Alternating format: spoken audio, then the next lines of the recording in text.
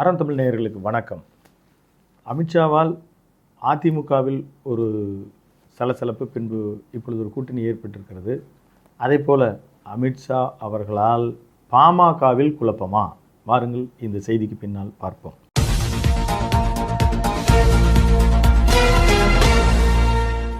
மிகச்சரியாக மத்திய உள்துறை அமைச்சர் திரு அமித்ஷா அவர்கள் தமிழ்நாட்டிற்கு நாளை வருகிறார் என்று சொன்னபோது, முதல் நாள் பாமகவினுடைய நிறுவனராகவும் இன்று தன்னை தலைவராகவும் சொல்லிக் கொள்கிறார் திரு ராமதாஸ் அவர்கள் இனி அன்புமணி தலைவர் அல்ல, வேணா அவர் வேணும்னா அவர் செயல் தலைவராக இயங்கட்டும், என்ன விஷயம்னு நான் என்னால் சொல்ல முடியாது அப்படின்னு அவர் சொன்னார். என்ன விஷயம்னா, அடுத்த நாள் இந்த கூட்டணியை தமிழ்நாட்டில் உறுதிப்படுத்துவதற்காக ஒரு ஷெட்யூலை மத்திய உள்துறை அமைச்சர் திரு அமித்ஷா ஏற்படுத்தி கொண்டு வந்திருக்கிறார்.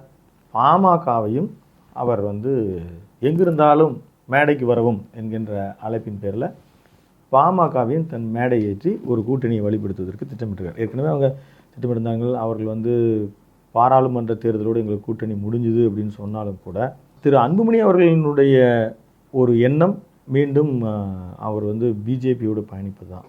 இந்த பயணத்தின் வழியாக வருகிற சட்டமன்ற தேர்தல் முடிந்தால் கூட மத்திய அமைச்சரவையில் ஏதேனும் இடம் கிடைப்பதற்கு வாய்ப்பு இருப்பதாக அவர் நம்புகிறார். அதே வேளையில் பாமக நிறுவனர் மருத்துவர் ராமதாஸ் அவர்கள் கடந்த தேர்தலில் அவர் மாறி மாறி கூட்டணி வைக்கிறார் என்கின்ற குற்றச்சாட்டு இருந்தாலும், அவருடைய தேர்தல் கூட்டணி என்பது மிகச் சரியாக இருந்திருக்கிறது. அவர் எந்த இடத்திற்கு அவர் நகர்கிறாரோ அந்த இடம் வெற்றியை சுவைப்பதாகத்தான் இருந்திருக்கிறது.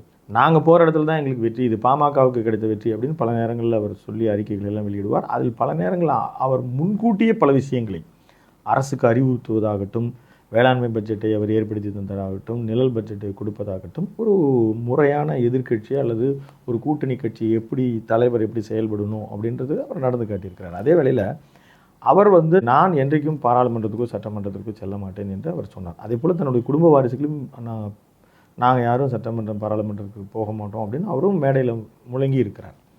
ஆனால் திரு தலித் தெல்மலை உட்பட பலருக்கு அவர் மந்திரி சபையில் இடம் வாங்கி கொடுத்து ஏதோ ஒரு வகையில் தங்களுடைய கொள்கைக்கு, கட்சி கொள்கைக்கோ ஏதோ ஒரு வகையில் தனக்கு சரியாக அவர் செயல்படாத போது வாரிசு தேவை என்ற அடிப்படையில் திரு அன்புமணி அவர்களை முன்னிறுத்தினார். அவர் முன்னிறுத்தி அவர் கணக்கீடுகள் என்றைக்கும் அது சக்ஸஸிவாக தான், அதாவது வெற்றிகரமாக தான் நடந்திருக்கு. ஆனால் திரு அன்புமணிகள் அவர்களினுடைய அவர் 2022 தான் அவர் தலைவர் பொறுப்புக்கு வர்றார். அவர் முதலமைச்சராக கூட முன்னிறுத்தி தேர்தலை அவர்கள் மாற்ற முன்னேற்றம் அன்புமணி என்று அவங்க தேர்தல் களமெல்லாம் கண்டார்கள். ஆனால் அவர்களுக்கு பெரிய ஒரு வெற்றி வாய்ப்பு நிகழவில்லை. எனவே நீ கூட்டணி வாய்ப்பு தான். ஏன்னா அவர் சொல்லி ஒரு கார் உள்ள அளவும் கடவுள் அளவும் நாங்கள் அதிமுகவோட கூட்டணி இல்லாமல் அப்படின்னு அவர் கணக்கிட்டாலும், மக்களில் தனியாக சந்தித்தோம், நீங்கள் வெற்றி வாய்ப்பு கொடுக்கலாம், ஆனால் எங்களுக்கு ஒரு வழி இல்லை, நாங்கள் கூட்டணிக்கு தான் நாங்கள் போகணுன்ற முடிவுக்கு வந்துட்டார் அவர். மருத்துவர் ராமதாஸ் அவர்கள் திமுகவோடு கூட்டணியில் பயணிப்பது தான் சிறப்பாக இருக்கும் அப்படின்னு அவர் முழுமையாக நம்புகிறார். ஆனால் அதே வேளையில் இங்கு பாஜகவினுடைய கூட்டணி பல்வேறு விஷயங்கள், இப்போ அதிமுக கூட பல்வேறு கொள்கை முரண்பாடு, கடந்த வாரம் வரைக்கும் அவங்க வக்ஃபு எதிர்த்துருக்கிறாங்க. அதே போல் இப்போ பாமக எதிர்க்கிறது. அங்கே அவர் திரு மருத்துவர் ராமதாஸ் அவர்களினுடைய எண்ணம் இங்கு நம்மளுடைய சிறுபான்மை மக்களுக்கு காவலாக இருக்க வேண்டும் என்பதனால் இங்கே எதிர்த்து தான் வாக்களித்திருக்க வேண்டும் என்று. ஆனால் திரு அன்புமணி ராமதாஸ் அவர்கள் அதில் கலந்துக்கவே இல்லை. அது ஒரு கலந்துக்காத பொழுது அது ஒரு பாதி ஆதரவு நிலையை ஏற்படுத்தி தந்ததாக இருக்கக்கூடும். இருக்கிற அவையில் இருப்பவர்களை வச்சு தானே வாக்கெடுப்பு நடைபெறுகிறது. அந்த வகையில் அவருக்கு மகனின் மீது தந்தைக்கு ஒரு வருத்தம் இருந்ததாகவும், அதை தொடர்ந்து இவரே முடிவெடுத்து பிஜேபியோட கூட்டணியோடு உடனடியாக இப்போ போய் சேர்ந்த அதிமுகவே இப்போ ஏற்படுத்துவது நிர்பந்தத்தின் காரணமாக போயிருக்குது. உடனடி இத்தனை ஆண்டுகளுக்கு முன்னால் உடனடி இப்போ போய் பண்ணால் நம்ம என்ன பேர்கனிங் பண்ண முடியும், எந்த தவறுகளை சுட்டி காட்ட முடியும்? இப்போ அவர்கள் செய்யக்கூடிய பல்வேறு விஷயங்களுக்கு நாம் பதில் சொல்ல வேண்டியது இருக்கும், இட்டுக்கண்டு, அல்லது அதுக்கு எதிர்கருத்து சொன்னால் அது கூட்டணியில் விரிசல் ஏற்படும். அது தொண்டர்களை பாதிக்கும். ஒரு மூத்த அரசியல் தலைவராக இன்றைக்கும் அவர் ஒரு 80 வயதை தொட்டிருக்கிறார். அந்த வகையில் மருத்துவர் ராமதாஸ் அவர்கள் செய்யக்கூடிய ஒரு கணக்கீடு முறையாகத்தான் இருக்க வேண்டும். ஆனால் அன்புமணி அவர்கள் மிக திணறி இருக்கிறார். அவர் எதிர்பார்க்கல.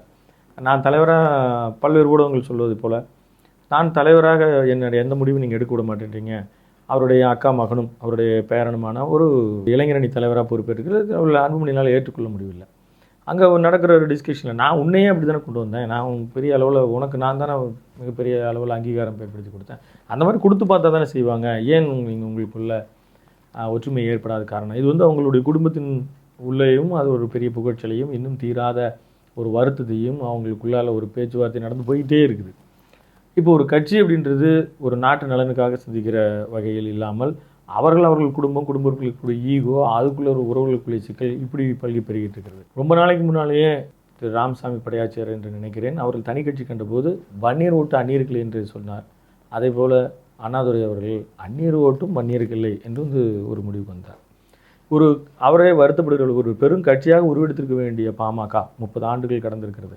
ஆனால் இன்றைக்கு ஒரு சிறிய அளவிலான ஒரு பார்வை மட்டும் ஏற்பட்டிருக்கிறது என்று அவர் வருத்தப்பட்டார். ஏன்னா தமிழ்நாட்டினுடைய ஒட்டுமொத்த நலனுக்காக நாங்கள் பேசுகிறோம், நாங்கள் திட்டங்களை வைக்கிறோம். பல பேர் சில நேரம் சிந்திக்க முடியாத மிகப்பெரிய அளவிலான திட்டங்களை எல்லாம் அவர் வைத்திருக்கிறார்.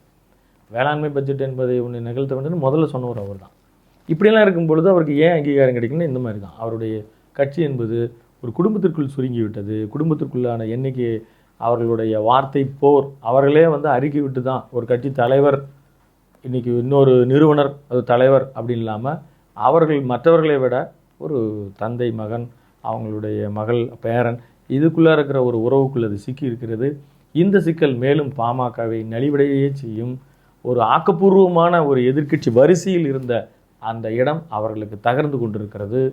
மாங்கனி மெல்ல அது சுருங்கி கொண்டிருக்கிறது. மீண்டும் அவர்களுடைய அறிக்கை மற்றும் அவர்கள் செயல்பாடுகளை பொறுத்து இன்னொரு செய்திக்கு பின்னால் சந்திப்போம். நன்றி, வணக்கம்.